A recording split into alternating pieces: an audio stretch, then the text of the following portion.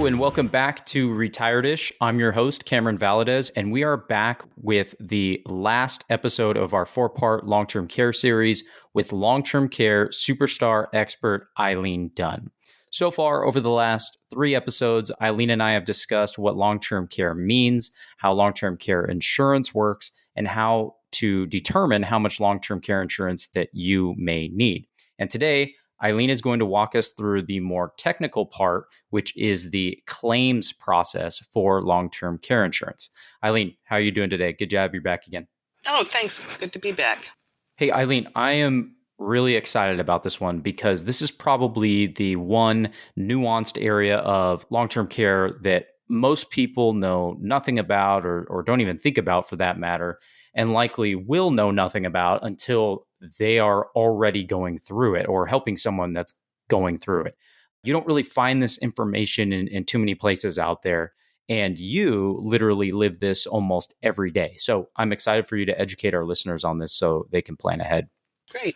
First thing is first, whether it's you, a spouse, or mom and dad, somebody starts to need some pretty consistent assistance with daily living, whether it's due to the beginning stages of memory loss or mobility, etc., and you think it's time to call the insurance company who holds the long-term care policy. How do you know when it's time to actually make a claim? Well, first off, that I would suggest, and this is way before the claims process even starts, is that you call your insurance carrier and give them permission to talk to 1 or 2 people who might be involved if and when you do need the care. Always be good if you had a power of attorney, just someone that they can talk to, because when the claims time does come, if you call up, they're not going to be able to give you any information without, actually speaking to the person, which they may or may not be able to do. So I always think that's a good idea, especially have a POA, because otherwise you'll have to be texting, faxing them in paperwork and all of that. So that's one step that you can get right out of the way. The other thing that I would suggest is that you review the actual policy, the benefits, and the eligibility criteria before making a claim. And then really take a look at it and say, does this person fit that criteria? And how often are we giving this assistance? Is it daily? Is it occasionally? Is it just every once in a while? Many people file too soon, and then they wind up being denied. Gotcha. I would like to add that when it comes to dealing with insurance companies of any kind, so not just long-term care insurance, but any kind of insurance, things don't always go so smoothly or so straightforward. That being said, what are some of the main reasons people are denied to go on claim? One of the main reasons that I've seen is that people kind of jump the gun a little bit. In our past podcast, we talked about the main trigger to get the eligibility for benefits is that someone requires standby assistance with 2 of the activities of daily living, the ADLs. And those are bathing, dressing, eating, continence, transferring, and toileting. Bathing and dressing are usually the first 2 ADLs that people need assistance with and the easiest to manage at home. The other trigger for benefits is that someone has a cognitive impairment that requires continual supervision. Those are the primary triggers to receive the benefits. Once you meet that trigger, then the policies will cover assistance with the IADLs, or the instrumental activities of daily living. That's what we refer to as the homemaker services. Things like meal preparation, laundry, light housekeeping, shopping, those kinds of things. And care usually comes about incrementally. Most of my clients come to me when they start needing somebody to maybe come in the house a few days a week and do some of the heavy lifting, like the laundry, changing the sheets on the bed.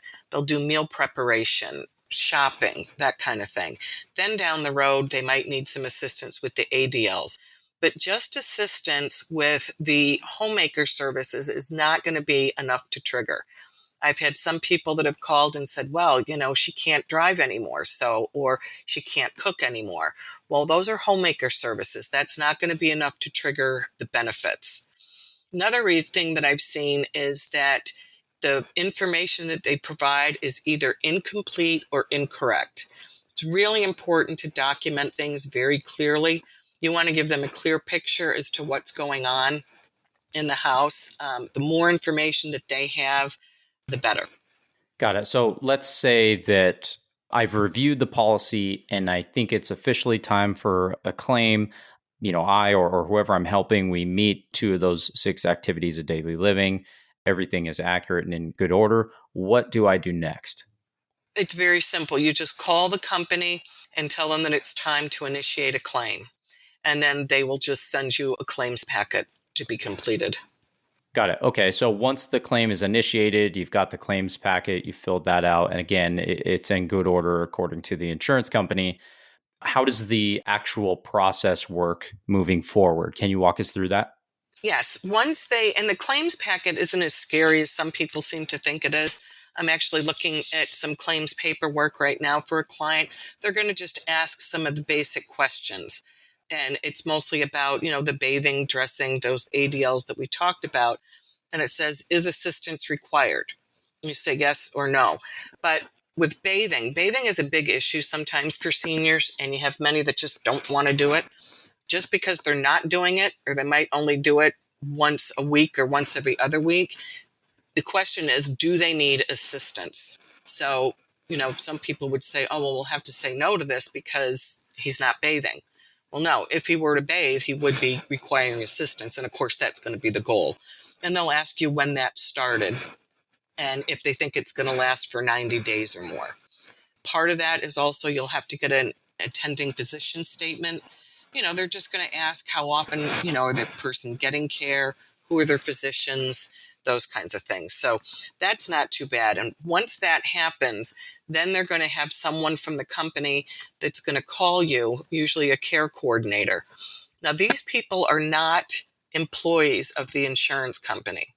Some people think, oh, well, if they're going to call to, evaluate this and look over the claims, is this some sort of a gatekeeper?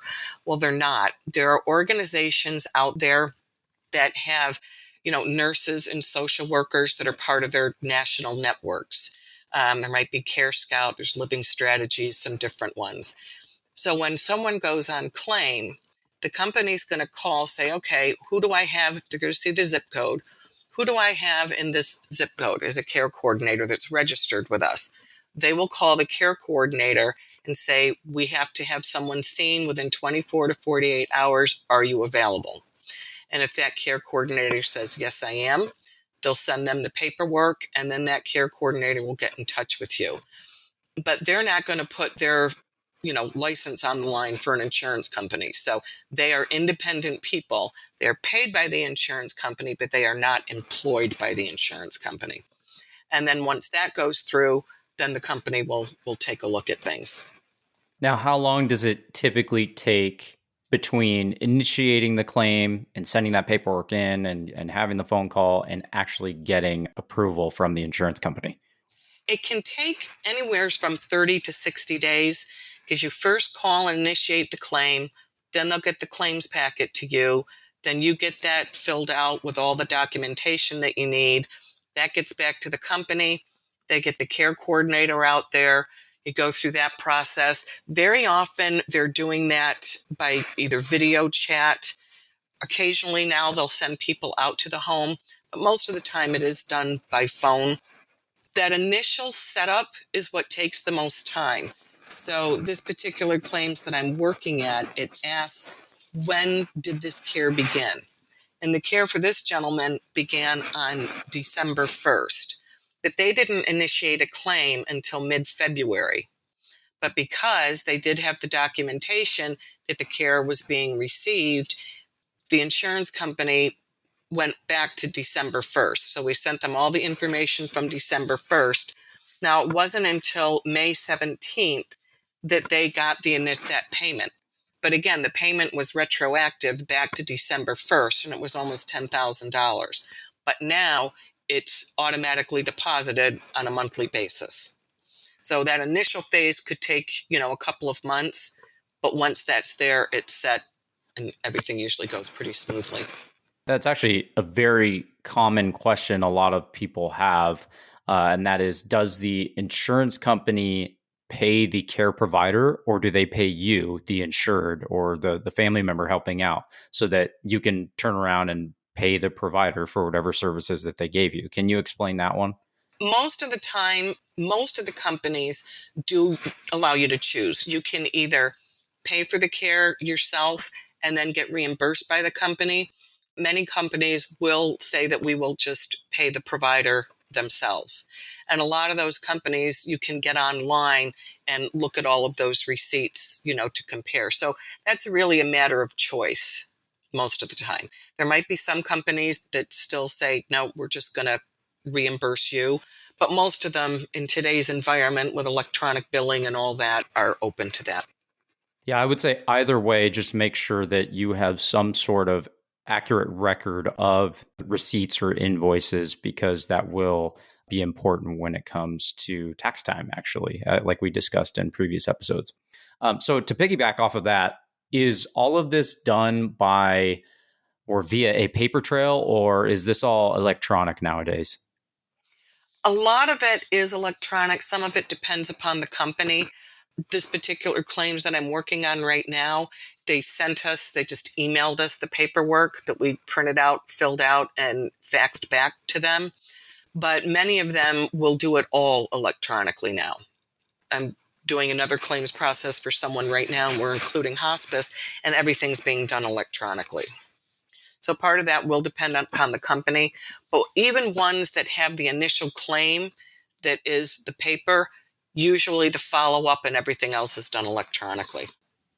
I think it's a good time to bring up something we mentioned in a previous episode, and that was the waiver of premium. Can you remind us of what that is and how it typically works?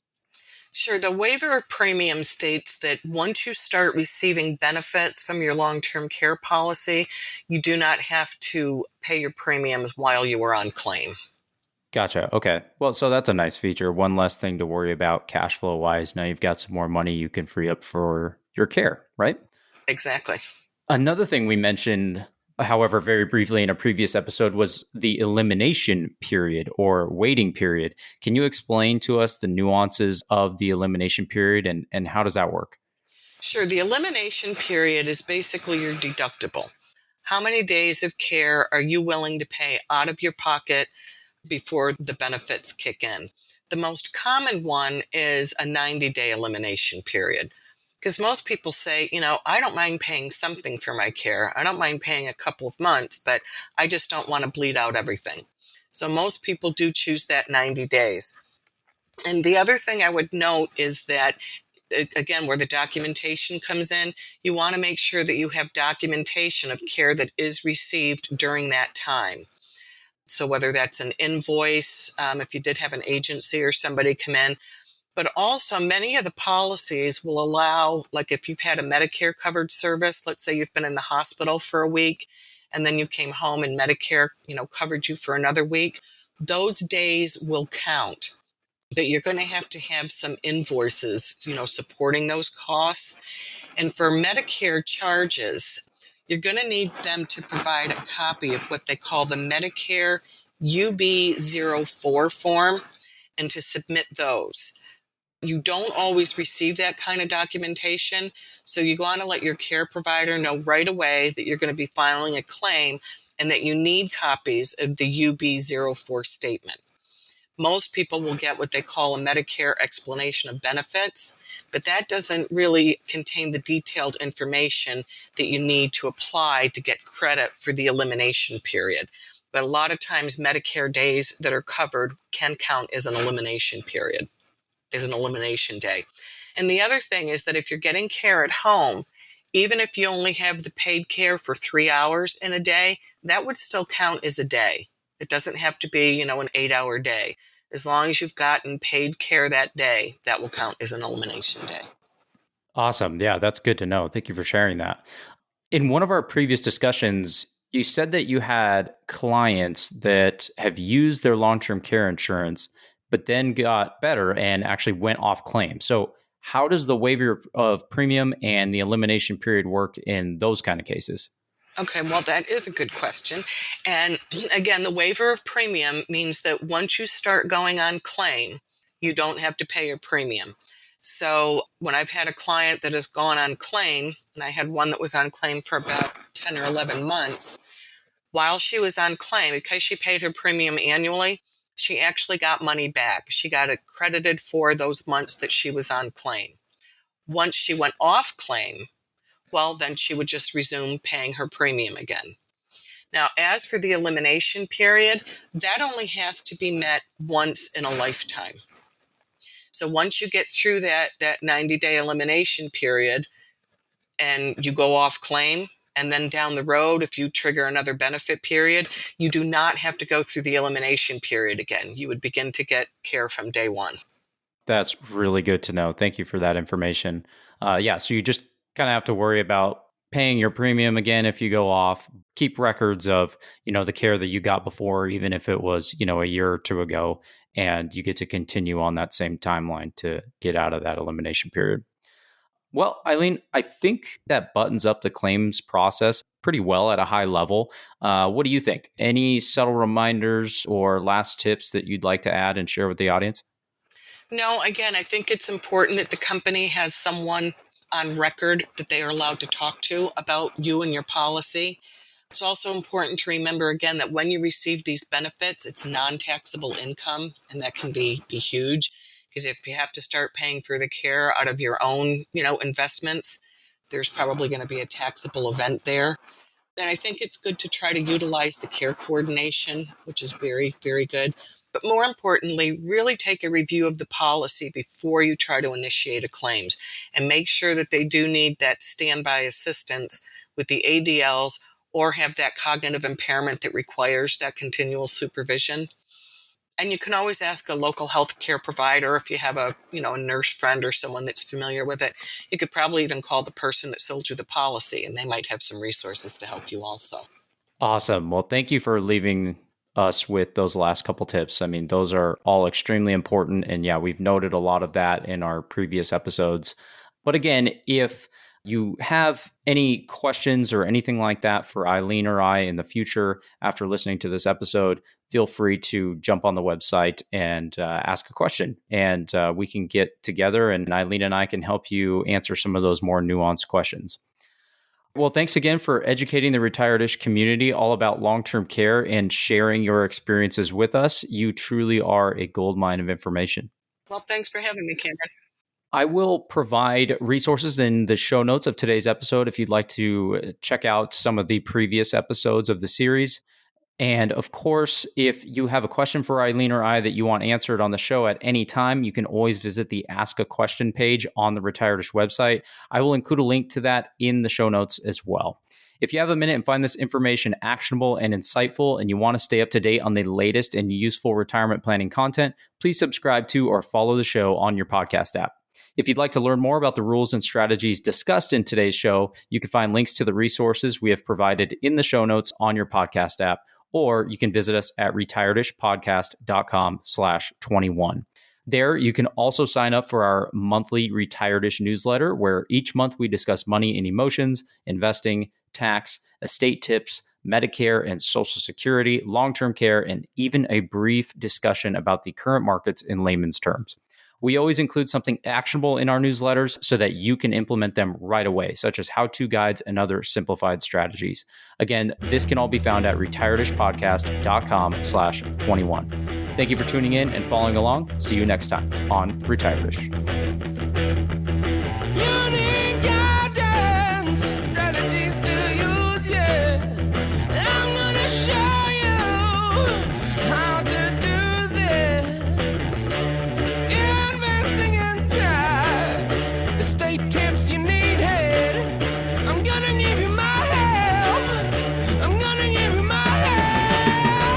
Eileen Dunn is not affiliated with or endorsed by LPL Financial or Plannable Wealth. Securities and advisory services are offered through LPL Financial, a registered investment advisor, member FINRA SIPC. The opinions voiced in this podcast are for general information only and are not intended to provide specific advice or recommendations for any individual. To determine which strategies or investments may be suitable for you, consult the appropriate qualified professional prior to making a decision. Traditional IRA account owners have considerations to make before performing a Roth IRA conversion. These primarily include income tax consequences on the converted amount in the year of conversion, withdrawal limitations from a Roth IRA, and income limitations for future contributions to a Roth IRA. In addition, if you are required to take a required minimum distribution, RMD, in the year you convert, you must do so before converting to a Roth IRA. Investing involves risk, including the potential loss of principal. No investment strategy can guarantee a profit or protect against loss. Past performance is not a guarantee of future results. Bonds are subject to market and interest rate risk if sold prior to maturity. Bond values will decline as interest rates rise, and bonds are subject to availability and change in price. Government bonds and treasury bills are guaranteed by the U.S. government as to the timely payment of principal and interest and, if held to maturity, offer a fixed rate of return and fixed principal value. Treasury inflation-protected securities, or TIPS, are subject to market risk and significant interest rate risk as their longer duration makes them more sensitive to price declines associated with higher interest rates. Municipal bonds are subject to availability and change in price. They are subject to market and interest rate risk if sold prior to maturity. Interest income may be subject to the alternative minimum tax. Municipal bonds are federally tax-free, but other state and local taxes may apply. If sold prior to maturity, capital gain tax could apply. Neither LPL Financial nor its registered representatives offer tax or legal advice. Always consult a qualified tax advisor for information as to how taxes may affect your particular situation. Asset allocation does not ensure a profit or protect against a loss. There is no guarantee that a diversified portfolio will enhance overall returns or outperform a non-diversified portfolio.